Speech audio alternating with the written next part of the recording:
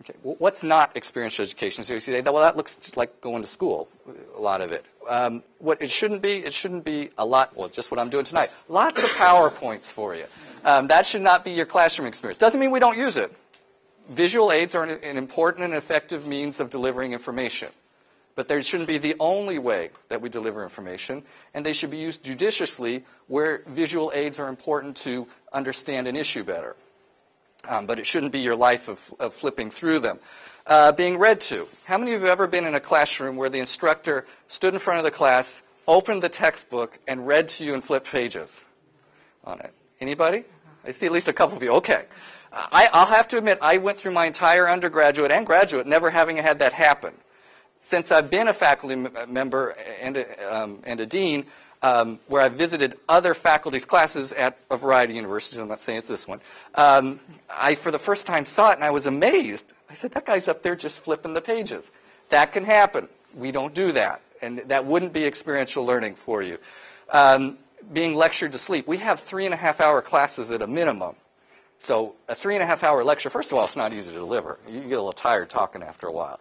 And it's not an effective engagement of your awareness. It's not an effective engagement of your thinking. It's not keeping you activated as part of your learning. So we look for opportunities to keep you activated rather than being a passive learner on it.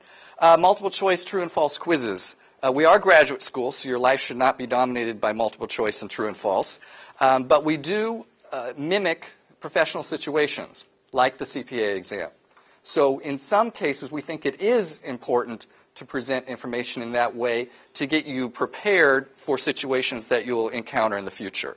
So while you shouldn't see it everywhere, if it's important to your field, if you're in a certification-based field, you'll see opportunities to practice to be ready for what you're going to face. Okay? And then finally, activities for activity's sake.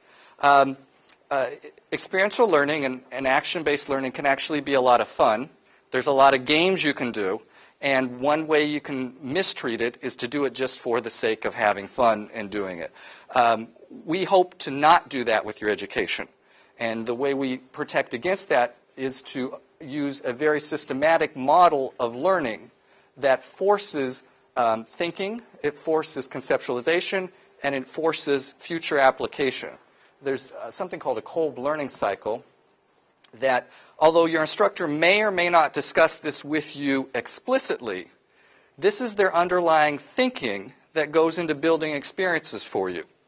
It's a cycle that, although it can start at different places, the natural place to start is with an experience, a simulation, a role play, a case. Walk out of that experience into a reflection state, which teaches you how to systematically think about what you just went through. And if it's behavior-based, who were the actors? What did the actors do? Why did they do that?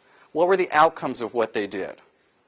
If it's organization level, who were the organizations? What did the organizations do? What were the economic forces you think they were facing? Bring some reflection to the situation so you start to see the pieces. The next phase is to conceptualize that. It's to bring what we already know as theory and knowledge to it, to bring order to your thinking. And then finally, the real goal is to get you to apply it back in your workplace or to the next situation you face that's like it. And that's where the real learning shows, is can you transfer it into new application? So activity for activity's sake is playing the game. Learning is taking that through how to think about it, how to model it, what do we know from research, theory, and practice, and then how to take it back out in a useful way back to your career or your job. So whether the professor talks to you about this cycle explicitly or not, this is the thinking that's going on in their head, this cycle that they're taking you through in your learning. And your learning's best if you recognize, oh, I'm working on my reflection right now. I'm working on how to see this kind of situation. I'm working on my modeling, my conceptualizing. And now, how am I going to take it? Where am I ever going to use this in the workplace? Where does this impact my career and the type of work that I do? Okay. There are some bumps in the road as you're doing this. So the best thing I can do is give you my little bit of advice to avoid the bumps in the road and have the smoothest possible career in your education. So I want to point out some things that I see as in the dean's office, and that I hope that I help you have a good experience while you're here. Number one that I see, and you might not believe this, but it happens even in a graduate school, is academic dishonesty. We as a school think that your degree is important. The value of your degree is based on the integrity of your degree. So where we see academic dishonesty, we pursue it relentlessly. And we do our best to make sure that the people who hold the same degree you do got it through an honest and a situation imbued with integrity. Academic honesty. One of the things I see happen most often, and I'll caution you, please be very careful about it. In the digital age we live, it is so easy to borrow information. Now, that's not a bad thing. In fact, in graduate study, it's very good to go out and research and get information from other places. Where it turns bad is when it isn't cited, when it isn't referenced to who really did that. It's actually a good thing to say, I got this from somebody else. And yet, people get sloppy, they forget, they purposely just do it for a whole variety of reasons. My caution to you is, we live in an age where it's an important issue. We live in an age where companies care about it when you take their stuff. And we live in an age where it's easy for us to watch and see that it happens. So we pay a lot of attention to the academic integrity of everything that a person submits. And we think that's valuable for everybody. Dropping, withdrawing, and refunds. Everybody in here is going to have a time in a class where I don't like the class, I want out of it. I got transferred at work and I've got to make some changes and I don't have time to do this. I've decided to change my concentration. I thought I wanted to be sports, and now I really just want to be general marketing. Causes me to change my classes. Drop and withdraw have deadlines, and those deadlines are related to refunds. Drop and withdraw have significant implications for your academic standing. One of the saddest things I see is somebody who decided they needed to be out of the class, but then never went through the steps. And we get to the end of the semester, and they had stopped going to class. Stopping going is not the same as withdrawing. And stopping going has a grade attached to it. It's called an F. Withdrawing gets you out of the class without a problem. The F follows you the rest of your life. The withdrawal allows you to move on and do whatever it is that you want or need to do. Please work very closely with your advisors on your withdrawals, dropping classes, making sure you get your refunds right. We're very clear. The advisors all know the dates. Anytime you have a question, go ahead and ask. And just make sure that you always keep up with your own scheduling. Miscommunications. The official medium of communications of the college is the email. We expect that when an email goes out, it is assumed read. All of you have a University of Dallas email account. That's the one that we're going to send it to. And how you manage that, if you have a way to forward and such, that's up to you all. But make sure that you keep an eye on it. All your instructors will use that. If you're in online courses, the courses are already populated with that email address. Anything coming from your advisor is going to go to that email address. The good thing about having a separate school one is you can put it in a place that doesn't get spammed with a lot of other stuff, and you can see the school stuff come through it. So it is our number one way, and it's always assumed that you received it and read it. That's where we start from as an assumption. Next one, being a bad team member. Part of experiential learning and action-based learning is that you're on a lot of teams. Nothing worse than a bad team member, so don't be one. Be a good team member. Everyone else is going to rely on you. Part of your development is to learn team-based skills. Unfortunately, one of the things you're going to learn to deal with is bad team members. That's a whole other part of the learning. But bad team members can affect your performance, you as the bad team member. It is allowed for a team in many classes to expel that person from their team. The instructor is not required to provide an alternative assignment for you because the assignment was the team assignment. It can mean that you will fail a class as a team member. So being a bad team member has consequences for the self, although you should realize you have consequences on other people as you're doing it. Other part of team, and this one's a tough one to swallow. I'm going to refer back to the earlier point on academic honesty. Everything that team submits is a representation of the team as a whole. So everything your team does, you are individually and wholly responsible for. So you want to always pay attention to what your team members are doing in addition to what you're doing. Because whatever they submit in your name is your name. So when we say you're a member of a team, you are a full and complete member of that team, individually and severally, as part of it. Unprofessional communications and behavior. It's very easy in online environments and on email to forget yourself. And it's very easy to be more forceful than you might otherwise be in person. And even when you're trying not to, emails don't communicate emotion in the same way. So I caution you to work very hard at representing yourself in a professional manner.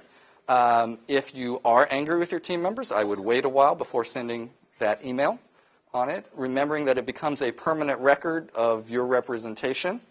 The instructors are able to pull a person from a class for flaming or in some way harming other people through their communications. The email lists that you have access to in your class are for classroom only. You cannot start your own business using the email list you got out of your classes. And you smile, but it actually happens. So remember to make prudent and proper use of the access you have to the communications on it. Too late seeking feedback or help. I mentioned that with the withdrawals and the drops, there are deadline dates. Pay attention to them. If you're starting to get in trouble, you have until that date. And if you tell us early, we can sometimes figure out ways to help you, either in the class or between classes in some way. Once you get past certain dates, there's nothing we can do. And I truly mean nothing we can do. We are an accredited school. We have rules that we follow. We're audited about how we follow the rules that are academic rules about people's performance. When a grade is posted to a transcript, that grade can't go away. It's part of a permanent record. So we can do a lot to help you. Your advisor can do a lot to help you. Your instructor can do a lot to help you if we know there's a problem when it's happening. If we find out about it after the semester's over, there's almost nothing we can do. I can't change. I have absolutely no authority to change a grade, for example, on it. So always try to keep your advisor informed. And your advisor can tell you where we can take you to get you some help, whether it's the instructor or some other avenue. Expecting extra credit or incompletes. Extra credit and incompletes are very undergraduate. Most instructors do not allow them in a graduate course.